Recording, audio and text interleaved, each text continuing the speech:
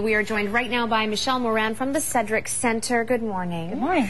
You know, we talk about all the nibbles and the yummy treats that are around at the holiday season, but at CEDRIC Centre, you've got some great ideas for people to sort of deal with the underlying, I don't want to say problems, but reasons for eating not only at Christmas, but throughout the year. What are some of your tips for the holidays for people?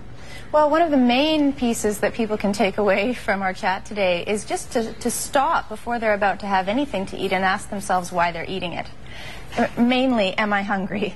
Yes. And if I'm not hungry, what is triggering me to want to have this? And in moderation, having something when we're not hungry every now and then is no big deal. But if it's something that I do as a regular way to cope with stress or some sort of unease within myself, then it becomes a bigger problem. Okay, so, you know, we see a lot of these little temptations, these rum balls, the canapes, the holiday drinks that are loaded with, you know, all sorts of things that maybe, as you mentioned, we don't enjoy all year round. Right.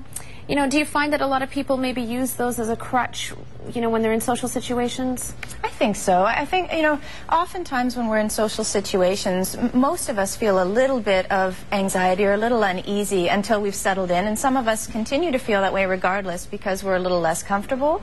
So it's natural for us to want to have something in our hands or something to do during those situations, and food and drink really helps with that.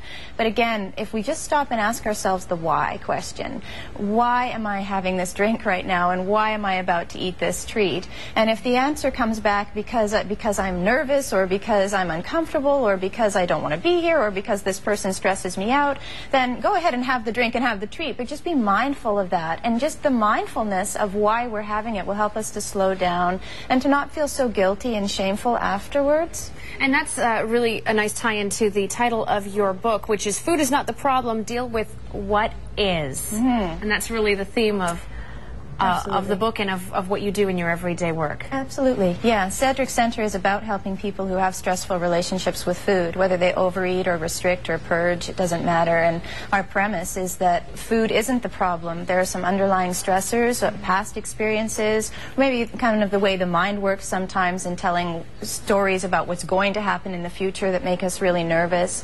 And it's those patterns that make us want to use food to cope, and that's what we help people with. Now, over the last little while, of course, you've spoken and worked with and counseled a lot of people through their eating challenges, whether it's overeating or undereating as well. What was it like to write this book and to really delve into some of those reasons and put it on paper?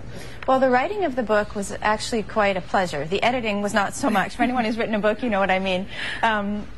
However, what is really most significant is the feedback that I get from people who read it, which is that it's like I'm speaking just to them, that it's like I'm in their mind, or that I've lived their life, or I've followed them around with a camera or something like that, which really, really is so touching for me, because it's exactly what I was going for, was a sense of helping people to really feel understood and heard.